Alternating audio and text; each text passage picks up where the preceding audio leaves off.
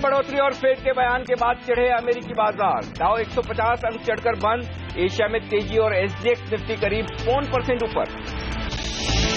Crude में तेजी जारी। ब्रेंट क्रूड $41 के ऊपर। 17 अप्रैल को ओपेक नॉन ओपेक रूस की बैठक में प्रोडक्शन कट की उम्मीद से आई बढ़त।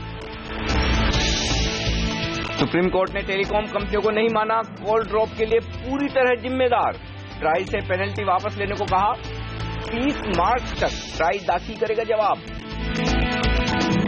छोटे कर्जदारों को बड़ी राहत। 25 करोड़ तक के कर्ज की रिस्ट्रक्चरिंग के लिए आरबीआई ने जारी की नई गाइडलाइन।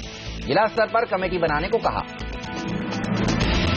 और आज बंद होगा हेल्थ केयर ग्लोबल एंटरप्राइजेस का आईपीओ। 2 दिनों में हुआ लगभग 54% सब्सक्राइब। आज से भारत वायर रॉक्स का आईपीओ भी खुलेगा और प्राइस बैंड है 40 से 45 रुपए। दुनिया भर के बाजारों से आज फिर से बेहतरीन मजबूती के संकेत, लेकिन भारतीय बाजारों में 2 दिनों से जबरदस्त उतार चढ़ाव। बड़ा सवाल ये कि उछाल में बिकवाली करें या फिर गिरावट में खरीदारी। और इस तरह के उतार चढ़ाव भरे सेशंस में हफ्ते का आखिरी दिन मजबूत शुरुआत के बाद कैसा रहेगा और क्या हो आपका ट्रेड, इस पर हमारा खास फोकस। नमस्कार, मार्केट काउंटडाउन में आप सबका स्वागत है। मैं हूं अनिल सिंह। नमस्कार और मैं हूं हेमंत घई और हमारे साथ जुड़ेंगे हमारे 2 खास मेहमान। आरके ग्लोबल के वाइस प्रेसिडेंट राकेश बंसल और ट्रेड ब्रोकिंग के डायरेक्टर संदीप जैन। इनसे पूछेंगे कि आज के मार्केट को कैसे ट्रेड करना चाहिए। लेकिन अनिल, आप देखिए ग्लोबल संकेत काफी पॉजिटिव हैं और मेरी नजर तो अब ब्राजील के बाजार पर है। 6.5% का जोरदार उछाल वहां पर देखने को मिला है। ब्रिक्स में जिस तरह से तेजी हो रही है, भारत को भी देखिए उसका फायदा जरूर मिलेगा, ये ज्यादातर लोग कह रहे हैं। इवन यूएस के मार्केट में इतनी एक्सपेक्टेड नहीं था कि इतनी अच्छी तेजी देखने को मिलेगी। ऐसे में आज भारतीय बाजार को किस तरह से अप्रोच करना चाहिए? कल भारतीय बाजार जब बंद हुए तब डाउ फ्यूचर्स 60-70 पॉइंट नीचे थे और जिस तरह से मजबूती, एक बार तो 200-250 पॉइंट भी ऊपर थे डाउ ट्रेड करता हुआ नजर आया, तो काफी बेहतरीन रिकवरी वहां पर हुई है। डॉलर की कमजोरी, क्रूड और कमोडिटीज की मजबूती जोश भर रही है और आपने कल भी देखा किस तरह से रुपया मजबूत होता हुआ दिखा और ऊपर से फ्लोज बेहतर होते हुए दिख रहे हैं, जो हम आगे डेटा में डिस्कस करेंगे।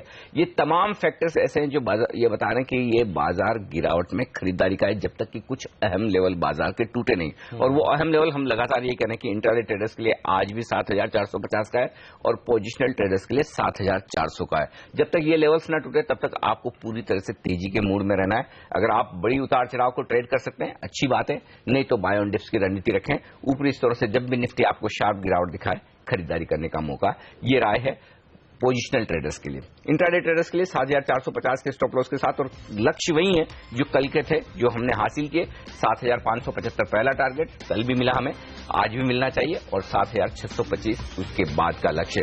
बैंक निफ्टी ज्यादा बेहतर, ज्यादा मजबूत दिख रहा है और बैंक निफ्टी में भी आपने देखा कल का पहला लक्ष्य हासिल हुआ 15650 का और 15600 का और 15750 का ऊपर का लक्ष्य। तो आज के लिए भी 15750 के लक्ष्य के लिए बैंक निफ्टी में तेजी करनी चाहिए। फर्क सिर्फ इतना है कि मैंने स्टॉप लॉस थोड़ा सा ऊपर किया है, अब 15300 का स्टॉप लॉस करके मैं बैंक निफ्टी में चल रहा हूं। Banks, oil and gas, real estate, ये कुछ एक सेक्टर्स हैं जो मुझे लगता है खरीदारी का मौका दे रहे हैं। तो ओवरऑल बाजार के सेटअप में कहीं कोई दिक्कत वाली बात नहीं है। वॉलेटिलिटी रहेगी क्योंकि 7500 के लेवल को अब भी काफी अहमियत बाजार में दोनों ही तरह के ट्रेडर्स दे रहे हैं। हफ्ते का आखिरी ट्रेडिंग सेशन है स्किल ट्रेडर्स के लिए और ट्रेडर्स के लिए इससे बेहतर मार्केट हेमंत हो ही नहीं सकता। जब आपको दिन के दौरान 100 पॉइंट की रेंज मिले और अगर आप सही रेंज को पकड़ के कॉन्ट्रा ट्रेड लें, इससे बढ़िया क्या मार्केट है। 70 अंक ऊपर इस समय एसजीएक्स निफ्टी ट्रेड कर रहा है। कल जिस तरह से सेकंड हाफ में एक सेल ऑफ देखने को मिला, थोड़ा सा नर्वस जरूर हो गए थे ज्यादातर बाजार के पार्टिसिपेंट्स। लेकिन अनिल, एक बात तो है कि 7540, 7575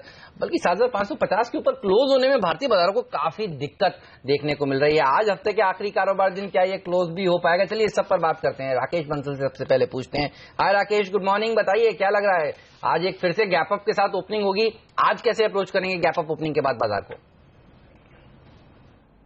हाय, वेरी गुड मॉर्निंग हेमंत। मुझे लगता है markets clearly buy on decline वाला मार्केट है। नीचे में 7400 एक निफ्टी के लिए अच्छा बेस है और मेरा ऐसा मानना है कि निफ्टी की एक्सपायरी 7700 के अराउंड हो सकती है। बट जैसे अभी आपने मेंशन करा, मार्केट 7550 के ऊपर मेंटेन नहीं हो पा रहा है। आज भी ग्लोबल क्यूज पॉजिटिव हैं बट टेक्निकली पैटर्न काफी स्ट्रांग है। जैसे अनिल जी ने बताया, रियल एस्टेट, पीएसयू बैंक्स को देखिए एक अच्छा चार्ट पैटर्न है। मुझे कहीं वीकनेस दिखती नहीं है। एक हाउसिंग फाइनेंस सेक्टर को छोड़ के बाकी सब जगह एक स्ट्रेंथ है मार्केट के अंदर और नीचे में 7400 एक अच्छा बेस है निफ्टी के लिए।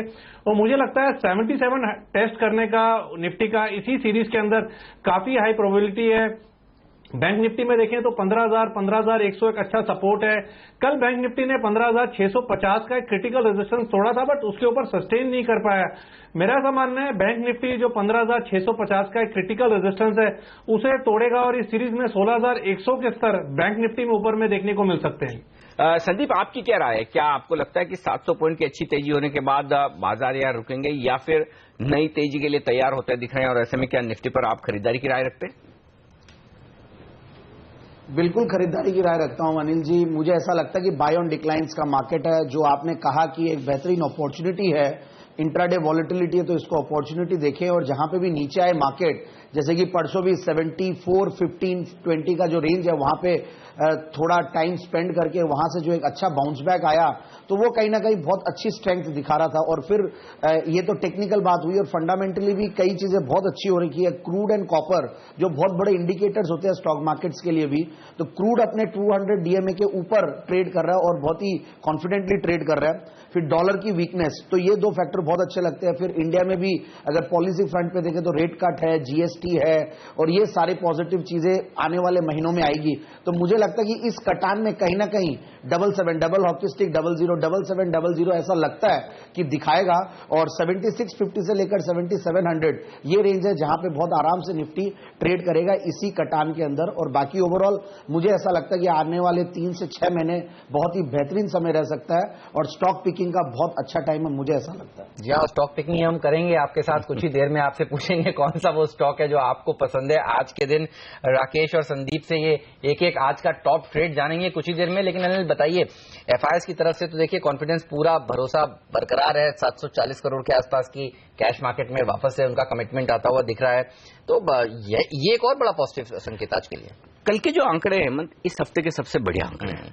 भले आपको साइज में बड़े नहीं दिख रहे, लेकिन 3 आंकड़ों को मिलाकर देखिए, 744 करोड़ की कैश की खरीदारी, लगभग 600 करोड़ के इंडेक्स फ्यूचर्स और लगभग 450 करोड़ के स्टॉक फ्यूचर्स, तीनों में खरीदारी। पहली बात तो डायरेक्शनल के तौर पर तीनों में खरीदारी हो रही है।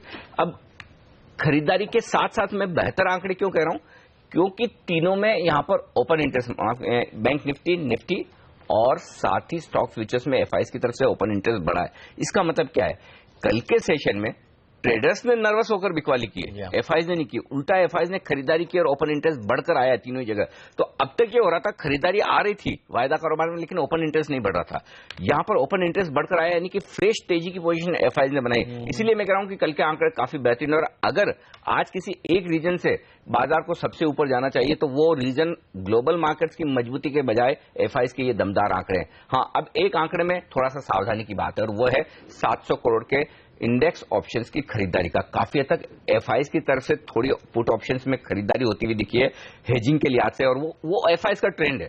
वो जब भी इंडेक्स फ्यूचर्स खरीदेंगे सामने पुट ऑप्शंस जरूर खरीदेंगे ताकि वो अपनी पोजीशन को हेज रख सके। तो उसमें घबराने वाली बात नहीं है, लेकिन वो थोड़ा सा हेजिंग का आंकड़ा है। लेकिन ओवरऑल ये आंकड़े साफ तौर पर पिछले 2 सेशन का जो उतार चढ़ाव हुआ है उसमें ट्रेडर्स को संकेत दे रहे हैं कि एफआईएस ने अब तक भारतीय बाजारों में बेचने का मूड नहीं बनाया है, और वो मूड शायद तब तक नहीं बनेगा जब तक कि आरबीआई रेट कट ना कर दे। उसके बाद वो देखेंगे किन लेवल से बेचना, तो तब तक आपको एक्सेसिव मंदी में नहीं रहना है। ये आंकड़े साफ तौर पर बता रहे हैं। चलिए, तो आंकड़े काफी पॉजिटिव है एफआईएस की तरफ से। एफएनओ से किस तरह के संकेत मिल रहे हैं ये अनिल से जानेंगे थोड़ी देर में, लेकिन पहले पूछते हैं संदीप से कि आज उनका टॉप ट्रेड क्या है। संदीप, आपकी लिस्ट देख रहा हूं, जैन इरिगेशन और भेल। पहले जैन इरिगेशन के बारे में ही बताइए, जैन इरिगेशन में क्या आज सबसे अच्छी तेजी देखने को मिल सकती है, और उसके डीवीआर में आप काफी बुलिश हैं। क्या महाराष्ट्र बजट से आपको पॉजिटिव अपेक्षाएं इसलिए इसे आज शामिल कर रहे हैं? बिल्कुल, ये भी एक रीजन। और प्लस देखिए, जिस तरीके से बजट में जो मेजर्स आए थे वो बहुत बेनिफिशियल है इस पर्टिकुलर कंपनी के लिए। तो बट ओवरऑल ये बैन में है स्टॉक फ्यूचर्स में, तो कहीं ना कहीं इसीलिए एक लंबी तेजी नहीं आ पा रही है। हो सकता है इस कटान के बाद आए। तो मैंने उसका एक डेरिवेटिव जो है जैन इरिगेशन डीवीआर, क्योंकि कैश मार्केट में तो पूरे पैसे देके लेने होते हैं, डीवीआर एक तरीके से सेमी फंडेड वर्जन है इसका। तो डेफिनेटली और डिस्काउंट पे भी मिल रहा है, तो ये स्टॉक पे बिल्कुल ध्यान देना चाहिए। फिर एनबीएफसीज की अगर मैं बात करूं तो मुझे लगता है कि वहां पे एल&टी फाइनेंस होल्डिंग है जो कि बहुत स्ट्रेंथ दिखा रहा है, 52-53 का बहुत अच्छा सपोर्ट बना रहता है और एक सिंपल कंपनी है, अच्छी कंपनी है, अच्छी ग्रुप है और ग्रोथ भी दिखा रही है, तो मुझे लगता है वहां पे एनबीएफसीज पे ध्यान देना चाहिए। बाकी भेल है, आईटीसी है, इंडिया सीमेंट्स है, इन टाइप के स्टॉक्स पे ध्यान देना चाहिए। और राकेश ने भी यहाँ पर अपनी 3 बेहतरीन पिक्स दिए, लेकिन एक इंटरेस्टिंग पिक है राकेश की लिस्ट में और वहां पर शॉर्ट की राय है। इतने मजबूत बाजार में जब राकेश खुद बुलिश है, शॉर्ट करना चाहते हैं डीएचएफएल को, बताएं इसके बारे में। अनिल जी, अगर कहीं मार्केट में कहीं वीकनेस दिख रही है तो वो हाउसिंग फाइनेंस कंपनीज हैं, चाहे वो एचडीएफसी हो, चाहे वो एलआईसी हो, चाहे वो दीवान हाउसिंग हो। कल के सत्र में भी इसमें एक ब्रेकडाउन देखने को मिला है और टेक्निकली चार्ट पैटर्न खराब है। ऊपर में 184.25 का एक स्टॉप लॉस लगाना चाहिए दीवान हाउसिंग के अंदर और 161 के लक्ष्य के लिए इसको बेचना चाहिए। बट अनिल जी, मेरे मार्केट में बुलिश हूं, मैंने सेल कॉल इसलिए निकाली क्योंकि बुलिश में 2-3 दिनों से हूं, मार्केट में रैली नहीं बन रही है, तो आप हेजिंग के लिए ऐसे काउंटर्स को ढूंढते हैं जहां पे वीकनेस हो। इस काउंटर के अंदर वीकनेस डे बिफोर यस्टरडे भी थी और कल के सत्र में भी वीकनेस देखने को मिली है। टेक्निकली काफी खराब चार्ट पैटर्न है एंटायर हाउसिंग फाइनेंस इंडस्ट्री के। चलिए, तो हाउसिंग फाइनेंस सेक्टर के जो चार्ट्स हैं कंपनियों के वो अच्छे नहीं लग रहे हैं। काफी इंटरेस्टिंग बात कह रहे हैं कि रैली बन नहीं रही है। जीएसटी वाले लोग ही पैसा बना रहे हैं, ये तो दिख रहा है कम से कम। वो भी तब जबकि आप सही साइड पर हो, क्योंकि कल काफी ट्रेडर्स ऐसे होंगे जिन्होंने शॉर्ट किया। लेकिन राकेश को एक बात कहना चाहता हूँ, घबराए नहीं, रैली बन नहीं रही हो, लेकिन तेजी करने वाले ट्रेडर्स का वक्त अच्छा चल रहा है। आप देखिए 2 दिनों से बाजार जिस तरह से वोलेटाइल हो रहा है, लेकिन ग्लोबल मार्केट सहारा देते हुए दिख रहे हैं, क्रूड सहारा दे रहा है, तो गिर नहीं रहे। ग्लोबल मार्केट सहारा दे, कच्चा तेल सहारा दे, कमोडिटीज में तेजी बने तो भारतीय बाजारों में भी तेजी बनेगी, ये साफ तौर पर आज संकेत मिल रहा है। और हमारे एक्सपर्ट्स बुलिश भी हैं। आपको 5 और एक्सपर्ट्स की राय देंगे, कुछ ही देर में बताएंगे कि वो क्या मान रहे हैं बाजार के लिए, आज कौन से लेवल्स इंपॉर्टेंट है निफ्टी में। लेकिन पहले एफएनओ की बात कर लेते हैं। ये बताइए, तेजी करने वाले कौन से लेवल पर सबसे ज्यादा बुलिश और मंदी करने वाले कौन से लेवल पर? एक्चुअली 7500 पर रस्साकशी चल रही है और अभी तक फाइनल डिसीजन हो नहीं पाया कि ये 7500 के ऊपर टिक पाएंगे या गिर जाएंगे। अब एक बात देखिए, पिछले हफ्ते आपने 7500 के ऊपर शुक्रवार को क्लोजिंग दी थी। अगर आज 7550 के ऊपर की भी मिल जाए, हफ्ते दर हफ्ते हम मुश्किल से 25-30 पॉइंट ऊपर बंद होंगे, लेकिन ये बड़ा कॉन्फिडेंस बढ़ाने वाली क्लोजिंग होगी। तो पहली चीज तो ये कि 7500 के ऊपर क्लोजिंग चाहिए। दूसरी चीज 7500 के 550 के ऊपर मिल जाए तो क्या कहने। और तीसरी बात, अगर 7585 जो इस तेजी का अब तक का हाई लेवल है उसके ऊपर जाकर देखिए, कुछ भी इम्पॉसिबल नहीं है बाजार में, उसके ऊपर अगर बंद हो जाए तो फिर ये बाजार एक हफ्ते में बढ़ सकता है। तो एग्जैक्टली, तो फिर तो आप एक्सपायरी तक बड़ी मजबूती देखेंगे। तो संकेत आज क्लोजिंग के ज्यादा अहमियत रखते हैं। जहां तक वायदा कारोबार के लिए संकेतों का आज का सवाल है, एक बात बेहद साफ दिख रही है, कमजोर ट्रेडर्स ने कल निराश होकर अपनी तेजी की पोजीशन भी हल्की की है और जो एग्रेसिव ट्रेडर्स है उन्होंने शॉर्ट भी किए। 2 आंकड़े आपको बताना चाहता हूं जिससे आपको अंदाजा लगेगा। बैंक निफ्टी में देखिए, कल के सेशन में प्रीमियम 85 पॉइंट घटी है और निफ्टी में देखिए 28 पॉइंट की जो प्रीमियम थी वो हो गई 0। इसका मतलब क्या है, दोनों में निफ्टी और बैंक निफ्टी में प्रीमियम पूरी तरह से गायब है। बिल्कुल, इतने नीचे जो लोग शॉर्ट करके गए, आज सुबह सुबह उनको बड़ी दिक्कत आने वाली है, क्योंकि आज सुबह उन्हें कवर करने आएंगे। अब बड़ी बात यह कि आप 7600 के आसपास जाकर बार बार अटक रहे हैं, उसे पार करना मुश्किल तो है, इसमें कोई डाउट नहीं। फिर भी बैंक निफ्टी में और निफ्टी में कल दोनों में ओपन इंटरेस्ट कम हुआ।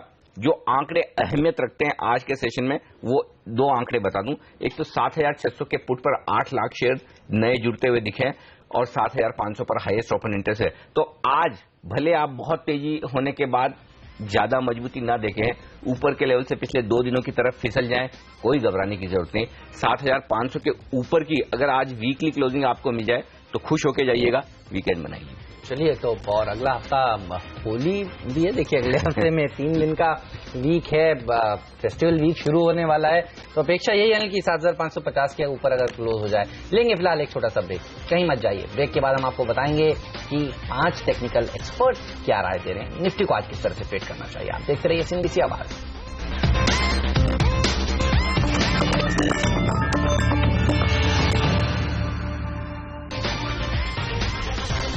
स्वागत है आप सभी का सीएनबीसी आवाज पर।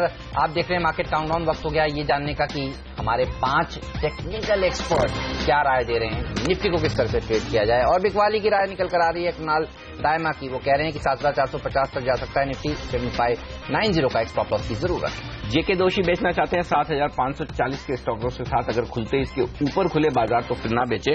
7415 का उनका लक्ष्य है। ओके, तो 2 लोग मंदी में लीजिए। राकेश रजत बोस भी देखिए मंदी में आते हुए उनको लगता है कि 7440 तक के टारगेट्स हैं, नीचे में 7585 का एक स्टॉप लॉस रखना चाहिए। लेकिन मानस जायसवाल कंसिस्टेंट है खरीदारी की तरफ। अब भी कह रहे हैं कि घबराए नहीं, 7420 का स्टॉप लॉस लगाकर तेजी कर लीजिए। 7550 यानी कल का हाई फिर से छुएगा। चलिए, उनके साथ देने के लिए विकास भी अब आगे आ गए हैं। 7590 तक के टारगेट्स वो दे रहे हैं। 7470 का एक स्टॉप लॉस भी जरूर रखना चाहिए। तो 5 में से 3 एक्सपर्ट्स सेल साइड पर, 2 एक्सपर्ट्स की राय खरीदारी करनी है। रेंज बता दूं आपको, 7450 रहेगा अहम सपोर्ट और 7585 जो कल का हाई है और सोमवार का हाई है, वहां तक बाजार ऊपर जाएगा। उस लेवल पर रखें नजर रखें बाकी उन शेयरों पर भी जहां पर आज एक्शन होने वाला है, यानी कि टॉप 5 स्टॉक्स वो बताएंगे हम आपको। लेकिन उससे पहले एक छोटा सा ब्रेक।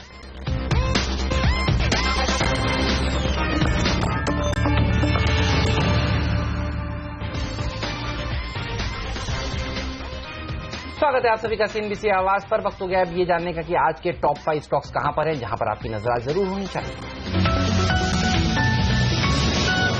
रियल एस्टेट सेक्टर की दिग्गज कंपनी डीएलएफ रहेगी आज सुर्खियों में। खबरों के दम पर दिल्ली में इनका शॉपिंग मॉल डीएलएफ प्लेस बिकने वाला है 904 करोड़ रुपए में। नाम्बी ग्रुप इसे खरीद सकता है। साथ ही नजर रखिए क्रॉम्पटन ग्रीव्स के स्टॉक पर भी। एक छोटी ऑर्डर सही, लेकिन ऑर्डर मिला है इनको। $3.5 करोड़ का एक ऑर्डर है इंडोनेशिया की, जो एक इनकी सब्सिडरी है, उसको ये ऑर्डर मिलता हुआ। HUL और LT फूड, ये दोनों स्टॉक रखे नजर में। LT फूड HUL का चावल का कारोबार, एक्सपोर्ट का कारोबार खरीदने की तैयारी में। 25 करोड़ में ये सौदा होगा। धानुका एग्रीटेक एक और छोटी कंपनी, इस पर भी आपकी नजर होनी चाहिए। कीटनाशक बनाने के लिए एक लाइसेंस इनको मिला है, इनके एक प्लांट को, इस पर नजर रखिएगा। यूनाइटेड ब्रूरीज और एक और पॉजिटिव खबर इसके लिए, यूनाइटेड स्पिरिट्स के बाद अब इस कंपनी के बोर्ड से विजय माल्या बाहर हो सकते हैं। बड़े शेयर होल्डर हेनिकेन का ये कहना है और ये इस स्टॉक के लिए अच्छी खबर मानी जाएगी।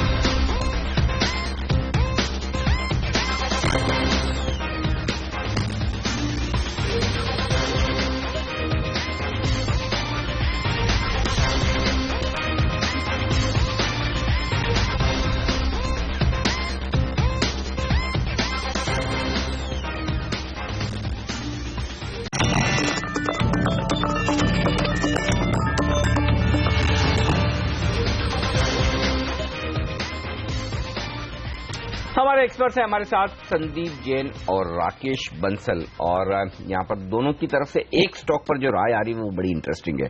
ITC दोनों ही खरीदना चाहते हैं। अब मैं यही सोच रहा हूँ किससे पूछूं। राकेश आप बताइए, क्योंकि संदीप तो फंडामेंटल बुलिश है ITC पर, टारगेट्स क्या रखे हैं फिर खरीदारी के लिहाज से?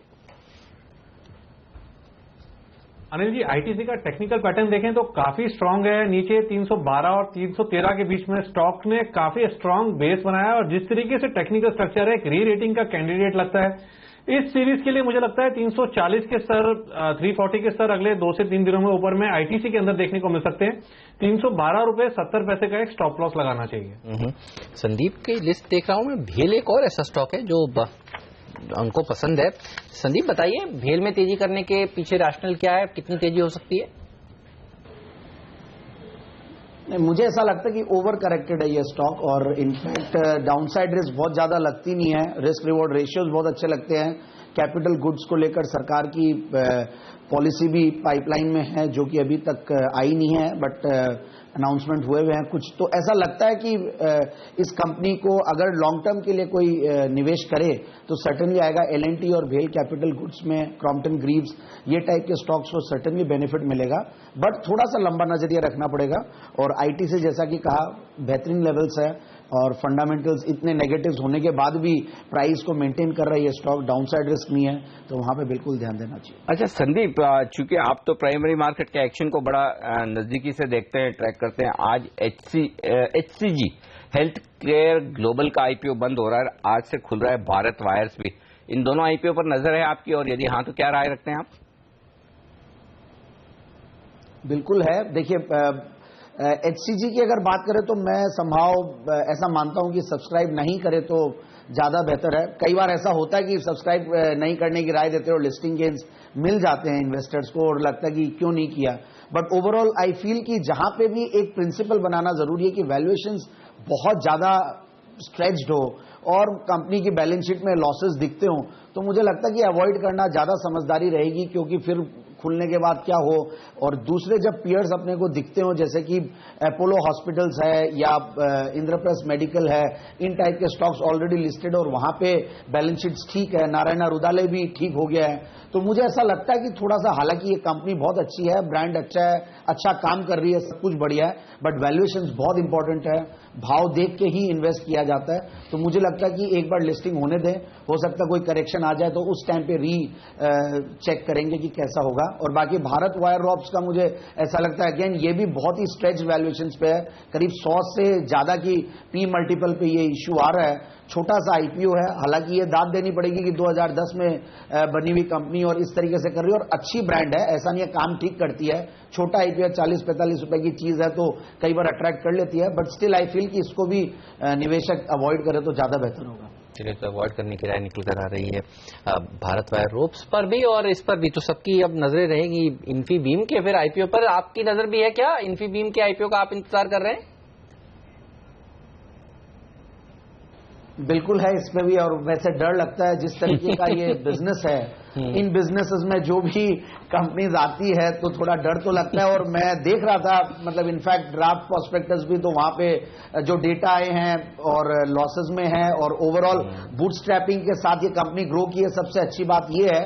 बट अगेन फ्लिपकार्ट को देख और जो भी कॉम्पिटिटर्स है बहुत बड़े वो गोलियात है, और मुझे ऐसा लगता है कि इस कंपनी को काफी फाइट देनी पड़ेगी। जस्ट डायल को देखिए, अच्छी लिस्टिंग हुई, अच्छा चला और फिर वापस से अपने उसी जगह पे आ गई, और जो भी वेंचर्स नए ला रहे हैं वहां पे बहुत कंपटीशन है इस सेक्टर में, बहुत टफ है। और अभी ये तो अभी स्टार्टअप वाला सेक्टर है, तो मुझे लगता है कि इसके IPO में वेंचर कैपिटलिस्ट ही आए तो ज्यादा बेहतर है। तो जो वेंचर कर सकते हैं इन IPOs में वही करें और अपने पैसे को वेंचर कैपिटलिस्ट की तरह लगाने की हिम्मत रखें, तो वो इन IPOs में इन्वेस्ट करें तो ज्यादा बेहतर है। तो प्राइमरी मार्केट में पैसा बनाने, यहाँ तो लोगों को लिस्टिंग के लिए लगाना संदीप। और एक्चुअली मैं देख रहा था इंटरेस्टिंग, प्रीमियम मार्केट में देखिए 30 रुपए से प्रीमियम की शुरुआत हुई थी, इन्फीबीम में 60 रुपए तक गया और वापस 30-35 के आसपास आ गया, जबकि सेकेंडरी मार्केट मजबूत है। तो कहीं न कहीं लोगों में कॉन्फिडेंस की कमी है। अगले हफ्ते जब बहुत सारी ब्रोकरेज रिपोर्ट्स आएंगी तब देखेंगे कि ई कॉमर्स की इस कंपनी को लोग किस तरह से वैल्यू करते हैं, क्या राय रखते हैं। लेकिन इस वक्त मामला थोड़ा सा सधा हुआ है, लोग बहुत ज्यादा बुलिश हों वैसा दिख नहीं रहा। लेकिन बाजार में क्या निफ्टी पर बुलिश रहना चाहिए वायदा कारोबार के संकेतों के मुताबिक, ये जानने की कोशिश करते हैं। हमारे साथ वेटू वेल्थ के senior derivative expert Aditya Agarwal कार्यक्रम में शामिल हो चुके हैं। आदित्य बताएं, खरीदने का मौका है निफ्टी अब भी?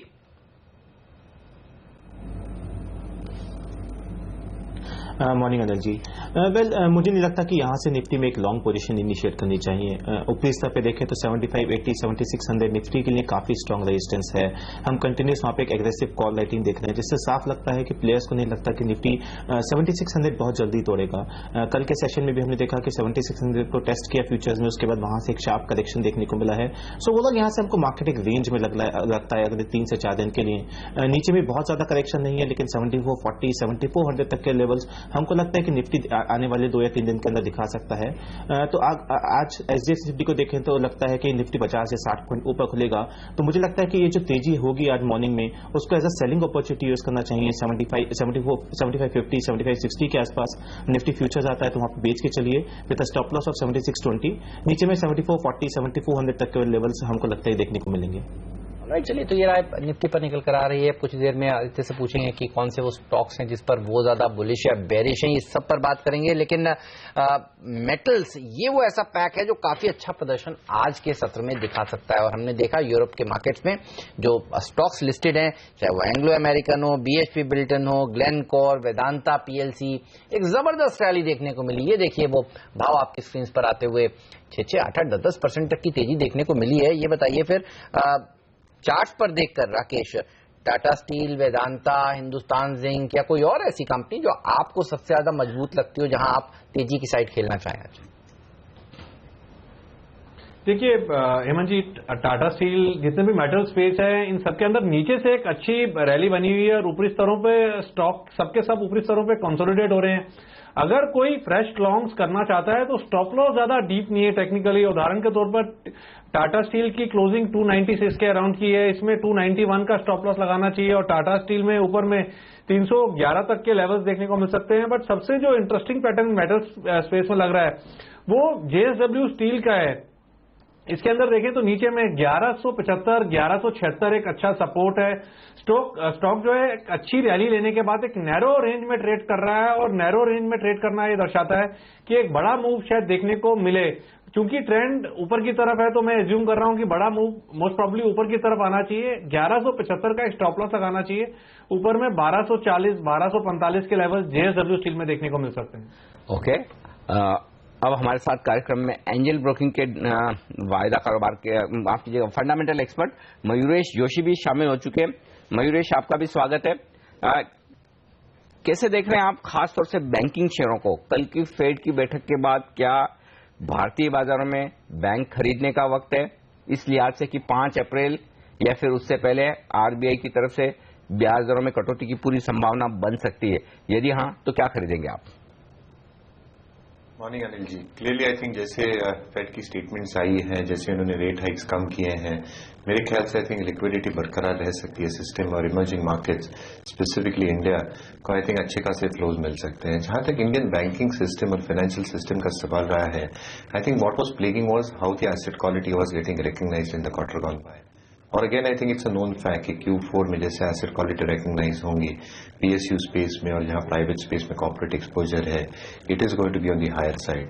दो चीजों पे आई थिंक निर्भर करेगी the growth and earnings growth of these banks. एक क्रेडिट ग्रोथ साइकिल कैसे पिकअप होता है, जो हमें लगता है अगर मानसून ठीक ठाक रहे और अगर जैसे गवर्नमेंट स्पेंडिंग आती है in the coming year which will start in April, क्योंकि उनके पास बेस काफी अच्छा है and the kind of balances they have got with RBI gives them that headroom. तो मुझे लगता है I think if that follow through happens credit growth अच्छी खासी हो सकती है। और दूसरी चीज, अगर जो राइट ऑफ हम देख रहे हैं, even if you assume to happen for the quarter gone by as well, तो Q4 और Q1 की अगर हम बात करें उसमें भी राइट ऑफ सब्सटेंशियली लेते हैं, I think most of the book value deterioration will largely be behind us. तो मुझे लगता है I think larger private sector banks is something that will be extremely comfortable about. और पब्लिक सेक्टर स्पेस में I think हम काफी stock specific रहेंगे, but will go for the larger cap name like an SBI। Aditya, केन के बारे में आपसे राय लेना चाहता हूं। हमने देखा है कच्चे तेल में उछाल देखने को मिला, डॉलर में वीकनेस का फायदा कच्चे तेल को मिल रहा है। ऊपर से अब 17 तारीख को अगले महीने जो बैठक होने वाली है ओपेक, नॉन ओपेक और दूसरे देशों की, रशिया की बीच, माना जा रहा है प्रोडक्शन कट होगा। ये बताइए कि क्या केन में तेजी करनी चाहिए? किस तरह का डेटा यहां पर नजर आ रहा है? क्या शॉर्ट कवरिंग मूव्स बन सकते हैं? क्योंकि हमने देखा है ग्लोबली भी ऑयल के स्टॉक्स में एक अच्छी रैली बनी है मेटल्स के साथ साथ। वेल बिल्कुल मीन्स के इंडिया में देखें तो काफी लंबे एक कंसोलिडेशन के बाद स्टॉक में एक ब्रेकआउट आया है। 145, 146 एक काफी स्ट्रांग रेजिस्टेंस था, वहां से कई बार स्टॉक में हमने देखा था एक सेलिंग प्रेशर देखने को मिला था, लेकिन इस बार स्टॉक ने उस लेवल को ब्रेक किया है। साथ ही साथ हम फ्यूचर्स मार्केट में देखें तो काफी ज्यादा लॉन्ग पोजीशन हमने पिछले कुछ दिनों में बनते हुए देखी हैं। तो हमको लगता है कि इसमें तेजी बरकरार रहेगी। किसी का लंबी अवधि का नजरिया है तो 170 से लेकर 190 तक के लेवल्स हमको लगता है कि इसमें देखने को मिल सकते हैं। सो ओवरऑल स्टॉक काफी अट्रैक्टिव हो गया है। कोई भी डिप आता है वापस 150 या 145 की रेंज में आता है तो वापस इसके अंदर एक लॉन्ग पोजीशन लाकर चल सकते हैं। With short term target of 170, थोड़े से लंबी अवधि का नजर रखेंगे तो 190 तक के लेवल देखने को मिल सकते हैं। इसमें 125 के स्टॉप लॉस से कोई भी लॉन्ग पोजीशन में एक फ्रेश पोजीशन इनिशिएट की जा सकती है। रियल एस्टेट शेयर मजबूत दिख रहे हैं और उस लिहाज से मैं राय लेना चाहता हूं आपसे राकेश। DLF 904 करोड़ में ये अपनी साकेत की प्रॉपर्टी DLF प्लेस बेचने की कोशिश कर रहे हैं नाम्बी ग्रुप को। दूसरा ये कि आज महाराष्ट्र का बजट है और समझाया जा रहा है कि मुंबई बेस्ड कई रियल एस्टेट कंपनियों को कुछ न कुछ राहत की बातें आ सकती है, जिसमें एफएसआई बढ़ाने को लेकर और दूसरे फैसले हो सकते हैं। आपको क्या पसंद है चार्ट्स के लिहाज से? डीएलएफ, आईबुल रियल, एचडीआई जैसे शेयरों में कहीं कोई मौका दिखता है आपको खरीदारी करने का? अनिल जी, दो शेयरों में टेक्निकल पैटर्न काफी अच्छे हैं। सबसे पहला जो सबसे बढ़िया स्ट्रांग पैटर्न इस समय रियल एस्टेट में चल रहा है वो है डीएलएफ का। एक अच्छा ब्रेकआउट देखा हुआ है, स्टॉक ऊपर की रेंज में एक कंसोलिडेशन में ट्रेड कर रहा है। 105 कल की क्लोजिंग है, नीचे में 104, 103 के अराउंड एक अच्छा सपोर्ट है। मात्र ₹2 नीचे आपका स्टॉप लॉस है।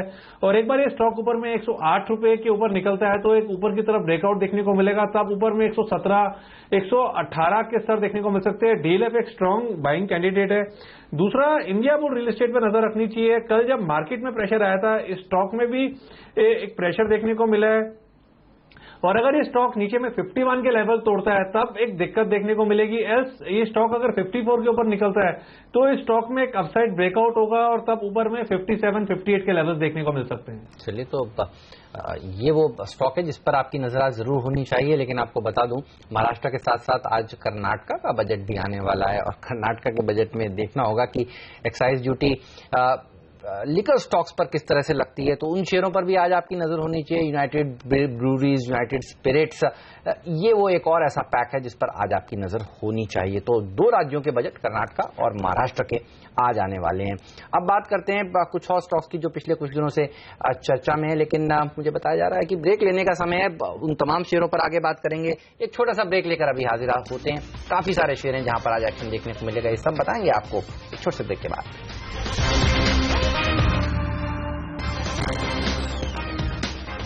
स्वागत है आप सभी का सीएनबीसी आवाज पर। हमारे एक्सपर्ट्स हमारे साथ जुड़े हुए हैं, राकेश बंसल, संदीप जैन, आदित्य अग्रवाल, मयूरेश और काफी सारे स्टॉक्स हैं जिन पर आज नजर रहने वाली है।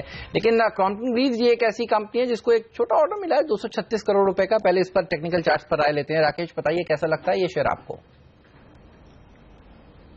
हेमंत जी, टेक्निकल स्ट्रक्चर इसका अच्छा नहीं है। टेक्निकल स्ट्रक्चर तो दर्शाता है कि हर उछाल पे स्टॉक के अंदर बिकवाली करनी चाहिए। ऊपरी स्तरों पर 50 रुपए, 51 रुपए स्टॉक का एक अच्छा बेस है और stock technically sell on rally वाला स्टॉक है। नीचे में 38, 40 के लेवल्स मुझे लगता है आने वाले समय में इसमें देखने को मिलेंगे। ओके, लेकिन एक इंटरेस्टिंग स्टॉक मैं देख रहा हूं जो कल के सेशन में बड़ी तेजी दिखाता हुआ नजर आया, लेकिन यहां नहीं, बाहर के बाजारों में। इरोस पीएलसी, जो इरोस इंटरनेशनल हमारे यहाँ जो कंपनी है उसकी होल्डिंग कंपनी है और वो कल 20 से 21% बढ़ी है। उसकी प्राइस आपके सामने लाने की कोशिश करेंगे। इरोस पीएलसी का स्टॉक कल देखिए 20.5% ऊपर बंद हुआ है ये कल विदेशी बाजारों में। चार्ट पर इस लिहाज से देखते हैं क्या इरोस पर कोई असर आने वाला है? बताएं राकेश, क्या कह रहे हैं इरोस के चार्ट्स यहाँ पर? इरोस इंटरनेशनल में क्या तेजी बन सकती है? देखिए अनिल जी, चार्ट्स पे ओवरसोल्ड है। Pull back rally rule out नहीं की जा सकती है। नीचे में 155 रुपए एक बेस है और टेक्निकली देखें अनिल जी, जिस तरीके से स्टॉक ओवरसोल्ड है, ऊपर में टेक्निकली मौजूदा स्तरों से देखें तो 200 रुपए से पहले कोई टेक्निकल रेजिस्टेंस नहीं है। टेक्निकली पुल बैक देखने को मिल सकता है। मयूरेश, एक सेक्टर जिसने इस पूरे हफ्ते देखिए दबाव बनाया है वो है फार्मा सेक्टर। ल्यूपिन देखिए इस हफ्ते करीब 9% नीचे है, सन फार्मा 5%, डॉक्टर रेड्डीज में भी दबाव देखने को मिला है। आप कैसे रीड कर रहे हैं फार्मा सेक्टर को अब, और टोरेंट फार्मा पर भी राय दीजिए। क्रेडिट स्विस जैसे ब्रोकरेज हाउस ने टोरेंट फार्मा को आउट परफॉर्म की रेटिंग दी है, न्यूट्रल से बढ़ाकर। लक्ष्य उनका 1500 रुपए का है। इस शेयर पर क्या राय है और सेक्टर पर भी राय बताएं। अच्छा, साथ ही बता दूं लुपिन पर सीएलएसए ने डाउनग्रेड किया इसको, अंडर परफॉर्मर की रेटिंग दी 2162 से लक्ष्य घटाकर। तो लेट हुए 10% गिरने के बाद डाउनग्रेड आया है। ये बात सही कह रहे हैं आप, लेकिन 1800 रुपए का लक्ष्य अब यहाँ है। तो बड़ी इंटरेस्टिंग रिपोर्ट्स आ रही है, एक तेजी की एक। चलिए पूछते हैं मयूरेश, बताइए कैसे देख रहे हैं आप इन सबको? नहीं, ओवरऑल हेमंत जी, अगर फार्मा सेक्टर की हम बात करें तो वैल्यूएशंस लॉन्ग टर्म एवरेज के काफी नजदीक हैं, तो कहीं ना कहीं I think valuations definitely cheap नहीं है पूरे सेक्टर के लिए। जहां तक इंडिविजुअल कंपनीज का सवाल रहा और जो एफडीए के इश्यूज रेज हुए जा रहे हैं, स्पेसिफिक इन पॉइंट जैसे अनिल जी लुपिन की बात कर रहे थे, जो 9 एफडीए ऑब्जर्वेशंस नोट किए गए हैं, 2 से 3 ऑब्जर्वेशंस रिपीट ऑब्जर्वेशंस है, इसलिए इसको कुछ टाइम लगने वाला है for remedial measures to probably take place. दूसरी बात अगर हम देखें जो इसका कोर बिजनेस है लुपिन का, जो फॉर्मुलेशन बिजनेस है स्पेसिफिकली उसी वाला, और ब्रांडेड सेल्स की हम हम बात करें जो इनको इंक्रीज करने की बात चल रही है, I think that is an important aspect for them, लेकिन वैल्यूएशंस कहीं ना कहीं हेडविंड्स होते हैं, इसलिए I think one has to be really stock specific in this sector. कहीं ना कहीं मुझे लगता है I think doctor Reddy, Cipla अगर लॉन्ग टर्म इन्वेस्टर्स के पास हो तो होल्ड करना चाहिए, काफी स्ट्रॉन्ग एनडीए पाइपलाइन है। डॉक्टर रेड्डीज में जैसे कंसर्न्स उभरे थे श्रीकाकुलम प्लांट और उनके जो दूसरा प्लांट था तेलंगाना, उसके ऊपर कहीं ना कहीं I think most of it is in the price. जो इनकी आई थिंक एफटीएफ्स और पैराफोर्स हैं दैट प्रेजेंट ह्यूज अपॉर्चुनिटी। तीसरी बात आई थिंक सिप्ला की अगर हम बात करें जो इबिट और इबिट मार्जिन पर हमने प्रेशर देखे थे, शायद जो मार्केट पोटेंशियल देख रहे हैं इनके पोटेंशियल लॉन्चेस से, स्पेसिफिकली जो इनहेलर लॉन्चेस आ सकते हैं that can close to around $3 billion, तो इसकी वजह से I think once these launches start coming तो मुझे लगता है काफी सब्सटैंशियल कैश फ्लो इंप्रूवमेंट हो सकता है सिप्ला के परफॉर्मेंस में। तो आई थिंक स्टॉक स्पेसिफिक रहना बहुत जरूरी है ये मार्केट्स में, और कहीं ना कहीं आई थिंक वैल्यूएशंस को भी मद्देनजर रखना चाहिए। ओके, ये राय इस वक्त आपके लिए इन तमाम फार्मा शेयरों पर। लेकिन एक फार्मा शेयर, इनफैक्ट 3 स्टॉक्स चुने हैं आदित्य ने ट्रेडिंग पिक्स के तौर पर, जिसमें से 2 में खरीदारी की राय है और 1 में शॉर्ट करना चाहते हैं। जो शॉर्ट करना चाहते हैं वो फार्मा शेयर ही है और वो है सन फार्मा। आदित्य बताएं अपनी ये पिक।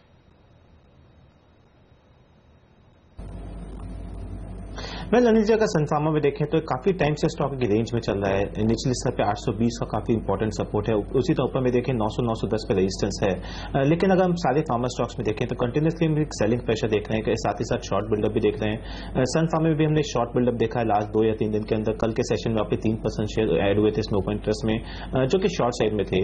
तो 820 के नीचे स्टॉक में वापस एक सेलिंग प्रेशर देखने को मिलेगा, जो कि स्टॉक को वापस 795 से लेकर 780 तक लेके जा सकता है। सो ओवरऑल रुझान वीक ही है सनफार्मा में, लेकिन 820 का एक इमीडिएट सपोर्ट है। तो हमारी सलाह है कि 820 के नीचे जाता है तो वहां पे एक शॉर्ट पोजीशन इनिशिएट कर सकते हैं विद स्टॉप लॉस ऑफ 835, और नीचे में 795 से लेकर 780 तक आता है तो वहां पे प्रॉफिट बुक करके निकलना चाहिए। चलिए, सनफार्मा ये वो स्टॉक का जो इस हफ्ते करीब 5% की गिरावट दिखा सकता है और नीचे जा सकता है, ये राय हमारे एक्सपर्ट आपको दे रहे हैं। ऐसे काफी सारे और इंटरेस्टिंग स्टॉक्स आइडियाज लेकर आएंगे। वक्त हो गया एक छोटे से ब्रेक का। ब्रेक के बाद फिर से आपसे बात करेंगे। आप बने रहिए सिंडिसी आवाज के साथ।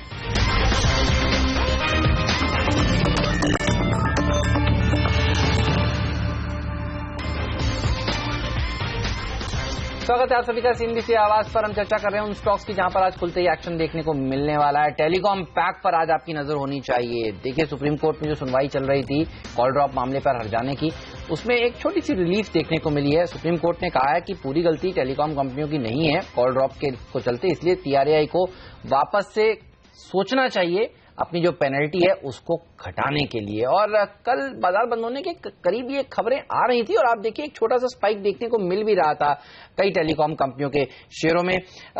कैसे रीड कर रहे हैं मयूरेश आप इन सब डेवलपमेंट्स को? हालांकि टीआरएआई को 30 तारीख तक का समय दिया गया है अपने सुझाव देने के लिए सुप्रीम कोर्ट को। क्या आज के सत्र में एक रैली बन सकती है और कौन सा स्टॉक है जिसको आज आप चुनेंगे? आज एक रिपोर्ट भी मैं देख रहा हूं सीएलएसए की भारती पर आती हुई, वो काफी बुलिश है और हमारे एक एक्सपर्ट है जो आदित्य कह रहे हैं आइडिया खरीदना चाहिए। ये बताइए आपको कौन सा शेयर सबसे ज्यादा पसंद है? जो डेवलपमेंट हो रही है I think sentimentally definitely positive है सेक्टर के लिए। अभी ट्राई क्या डिसीजन लेता है इस पे आई थिंक पूरा निर्भर होगा और what the supreme court decision in hearing can be going forward. But अगर हम फंडामेंटली देखें तो जैसे भारती ने वीडियोकॉन के स्पेक्ट्रम खरीदा है, देखिए एक पॉजिटिव बात यही निकलती है कि they get access to 6 circles. इनकी जो आई थिंक टोटल बैंडविड्थ बढ़ती है that can get very very close to Reliance Jio. और जैसे रिलायंस जियो ने लॉन्च में डिले किया है, कहीं ना कहीं इनको अपनी एक्सपेंशन नेटवर्क बढ़ाने के लिए काफी स्कोप मिला है। तो भारतीय Airtel has become extremely competitive in terms of the network expansion। और जैसे प्राइसिंग की हम बात कर रहे थे, I think Reliance Jio if it has to gain market share कहीं ना कहीं बहुत एग्रेसिव प्राइसिंग के साथ आना पड़ेगा। इसलिए I think there are a lot of pros and cons, क्योंकि काफी एग्रेसिव प्राइसिंग अगर 4G डेटा पैक्स पे होता है तो कहीं ना कहीं competitors like Bharti Idea will have to compromise on the data packs either in terms of giving a lot of freebies, 3 minutes of usage या कोई प्रमोशनल ऑफर्स। तो उसके वजह से शायद मिनट्स ऑफ यूसेज जो हमें बढ़ावा देखने मिले, लेकिन जो एवरेज यूसेज होता है in terms of revenue that they collect per megabyte that can actually come down। Volume traffic काफी अच्छी है प्रॉब्ली पूरे सेक्टर के लिए, लेकिन कहीं ना कहीं again on the MOU part मुझे लगता है कंसोलिडेशन प्रॉब्ली देखा जा रहा है because of again competition probably coming through and calls coming at much cheaper rates. तो मुझे लगता है आई थिंक द नेटवर्क और दी सिस्टम एक्सपेंशन और जो केपेक्स लगता है कंपनियों के लिए, भारतीय हो आइडिया हो, वो शॉर्ट और मीडियम टर्म के हिसाब से आई थिंक उनके आरओईज पे काफी इंपैक्ट ला सकता है। कैश फ्लोज इम्पैक्ट कर सकते हैं, जैसे स्पेक्ट्रम की हम बात कर रहे हैं even on 700 megahertz. I think if that comes at the option price that कराया और the government is looking at, कहीं ना कहीं आई थिंक कैश ड्रेन सा हो सकता है from a medium term perspective. इसलिए एक सेंटिमेंटल रैली बिल्कुल देखी जा सकती है दोनों स्टॉक्स में, लेकिन कहां तक सस्टेन होगी is dependent on a lot of these factors. Okay, और इसी बीच बता दूं आपको कि आदित्य अग्रवाल की भी राय टॉप ट्रेडिंग पिक्स के तौर पर आइडिया को खरीदारी करने की है। वो कह रहे हैं कि 101 के आसपास खरीदारी कीजिए, 97 पर स्टॉप लॉस लगाइए, लक्ष्य रखिए 112 का। ये राय आदित्य की। वक्त एक ब्रेक का, और ब्रेक के बाद लौटेंगे भरपूर एक्शन लेकर आपके लिए बाजार का, क्योंकि तब बाजार की होगी प्री ओपनिंग सेशन की शुरुआत। आज बड़ा इंटरेस्टिंग होगा रुपए की चाल को देखना। डॉलर लगातार कमजोर हो रहा है, लेकिन रुपए ने कल 5% का बड़ा उछाल दिखाया है। क्या मजबूती और बढ़ेगी? ब्रोकरेजेस किन शेयरों पर आज अपनी नजर बनाएं, और उसके साथ ही आपका पसंदीदा स्टॉक 2020 का रिकेप। पहला सौदा में छोटे से ब्रेक के बाद।